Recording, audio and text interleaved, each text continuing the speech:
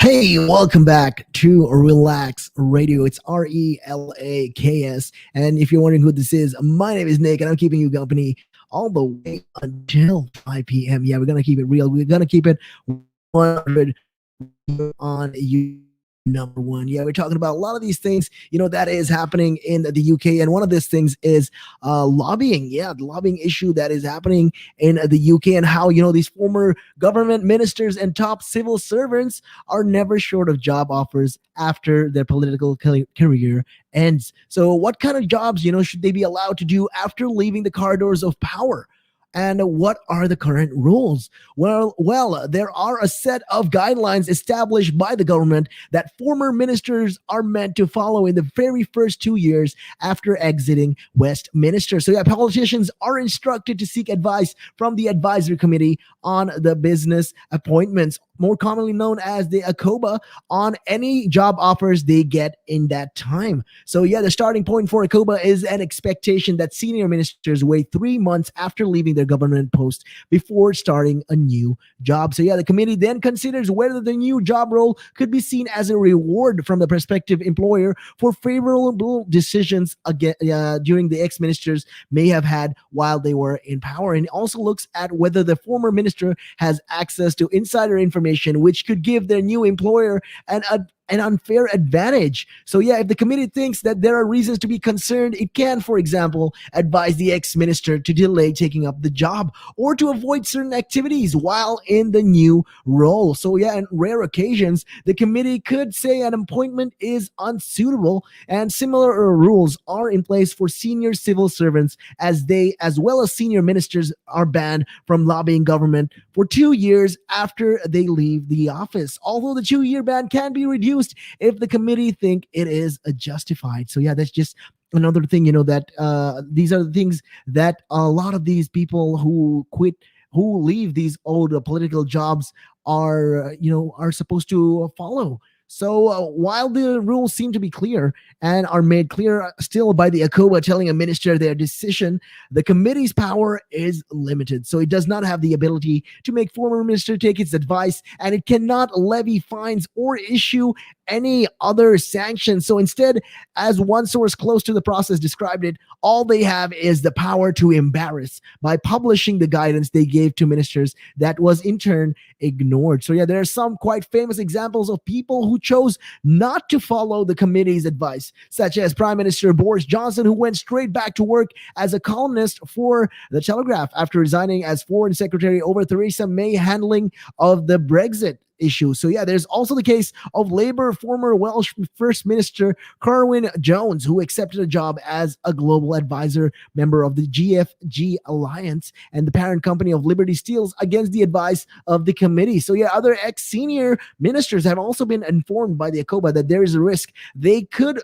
and would offer an unfair advantage to their new employer by taking the job, but they moved into the role anyway. So these examples essentially include the former Chancellor Sajid Javid, who took a job at the investment bank JP Morgan despite being told there were risks. He had privileged insight. And also his predecessor in the number 11, Philip Hammond, who went to work for the Canary Wharf Group despite ACOBA saying there could be a perception the role was offered in reward for a deal brokered when he was in the government. So yeah, former Transport Secretary Chris Grayling, who was warned about the possible influence in government if he went to work at Hutchinson Ports, and the ex-universities minister Joe Johnson, who was told his general access to sensitive information could unfairly benefit Access Creative College. So Education's Minister Ann Milton, who would have made policies decisions affecting the industry she went to work for education and qualifications giant Pearson. So yeah, in 2011, the committee said former Labor Transport Secretary Geoff Hone could accept a full-time appointment at helicopter manufacturers, providing that he did not draw any privileged information available to them as ministers. So yeah, that's just something that they're trying to address, and they're saying how it just poses an unfair advantage to, especially to these people who quit their jobs as political figures and move on to regular jobs. So yeah, this is just another thing that they're addressing. And after the 2-year period from leaving office is up, though, Akoba has said they have no say whatsoever what jobs former ministers take. So yeah, the government and the critics alike agree that ministers and civil servants leaving office cannot just put their feet up, as the figures taking the highest office in the land are often still working age when they move in. So they're essentially, a lot of these people who get into this job through nepotism. This is one of the things that they're trying to talk about, and through their privileges as former ministers is something that they're trying to address, and they're saying this is something that is really weighing on the minds of a lot of people, because the people who miss out or skip out on those opportunities, it lands onto these former politicians' feet. So looking at the coalition years, where having the youngest prime minister for almost 200 years when he entered number 10, conservative prime minister David Cameron hadn't even hit 50 when he left the office. So his liberal Democrat deputy Nick Clegg was a year younger on his exit, and his Tory chancellor George Osborne 5 years his junior. So yeah, Labour's Tony Blair was only in his 50s when he left Downing Street in 2007. But the entire process for ministers post-government has received fierce criticism in light of the Greensill allegations, especially over the case of one senior civil servant, Bill Cruthers, who joined the financial firm while still on the government's payroll. So while he was working for the government, he took on a job in the Greensill company capital. So yeah, this is something that is also going on, and it's really widespread, and it's just crazy, and it's just unfair as well. They're taking the information, what is in the government, like the sensitive information the government has, and they're using it to their advantage to make money for themselves. That's just totally unfair when you really look at it. And Akoba has also they've been a toothless regulator with no power to ensure the job ex-ministers and senior civil servants take, and do not bring the integrity of the government into question. So essentially, Akoba is basically a body that does not have that much power. It cannot exert any kind of power, and it's just like they said, it's a toothless regulator. So yeah, the committee's chairman, the former Tory MP Lord Eric Pickles, accepted there were problems, telling a committee of MPs on Thursday there did not appear to be any boundaries at all between civil servants and the private sector. But he also defended his work on the committee and insisted Akoba was not a watchdog or a regulator, but an advisory committee with a very limited and very defined role. And he also did have some suggestions on the easy steps that they could be taken straight away, such as people signing a memorandum of understanding when they take office, making clear the restrictions that would be placed on them once they left working with the government. So he also said that all these documents, it could be published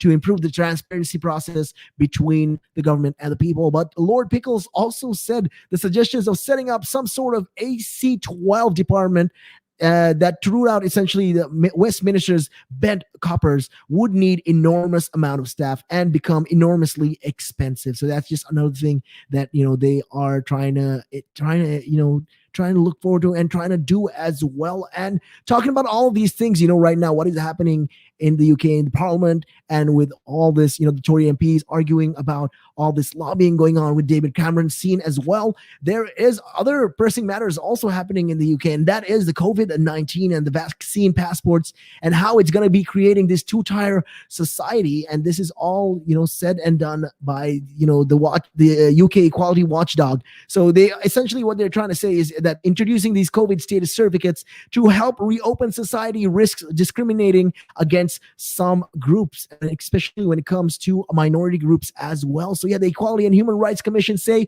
certificates to prove who is vaccinated could help to ease restrictions in principle. So in paper, it looks good, but in reality, it's not as easy as it sounds. That's what they're trying to say. But they also could create a two-tier society whereby only certain groups are able to fully enjoy their rights. So blanket mandatory vaccination policies are likely to be unlawful, it added. And the Independent Commission says COVID status certificates, sometimes called COVID passports, could discriminate against marginalized groups where they take up of the vaccine is lower, and as well as the smaller number of people who cannot have the vaccine for medical reasons. So requiring these certificates, for travel, going to work, enjoying social activities, or accessing essential services could risk further excluding people from some ethnic minority groups, migrants, and people from lower socioeconomic groups. This is what the watchdog is trying to address, and they are pointing out. So the Baroness Kish Faulkner said that if the certificates are introduced, they must be time limited and regularly reviewed by the parliament to ensure they are proportionate. She also said those who cannot take the vaccine must have easy access to exemption of documentation. That is something that she, is talking about. And more than 32 million people in the UK have now received their first dose of the vaccine. So more than 8 million have received both of these doses. Yeah, the government has said it is on the course to offer a full first dose to all adults by the end of July. So the roadmap is still happening in the UK. That is the plan. They're trying to get it all on the way. Hopefully that is going to be happening. So ministers have also suggested that COVID status certificates would be introduced for a limited time only, and that they would only allow people to record whether they've had been vaccinated, recently tested negative, or had natural immunities from a confirmed infection in the last 6 months. So yeah, the FA Cup final in May is one large-scale event where this certification is going to be trialed for. So yeah, the Equality Watchdog also raised, concerns about the proposals to make vaccination a condition of employment for some workers. Now, see, this is a problem where a lot of people are not quite happy with this decision. It's like they're telling you, hey, if you have this disease or you didn't take this vaccination, we are not going to be hiring you. And that is a direct attack on the people's rights. That's what a lot of people are not happy about. And say, they say these mandatory vaccination is a significant departure from current public health policies, and it might lead to employers placing contractual requirements on staff to have other vaccinations, such as the flu jab. Yeah, that is what the EHRC has said. And it's like a blanket policy requiring all of these workers to be vaccinated, applied inflexibly, is likely to be unlawful because there are a small number of people who are not able to be vaccinated. And they include people who have these severe allergies to ingredients in the vaccine, while pregnant women cannot routinely be offered COVID vaccines. So yeah, any of these policies will also need to reflect the progress of the vaccine rollout, so it does not discriminate against younger people who have not been offered the immunization as of yet. So yeah, that is just, something we're talking about when it comes to the COVID passport and how it's going to cause this two-tier society. And yeah, that's just another thing that we're going to be talking about. But stay tuned as we talk about a lot more things that is pressing right now in the UK. But for now, we're going to be taking a real quick break and taking a look at your time. It is 4 o'clock on the dot. Good evening.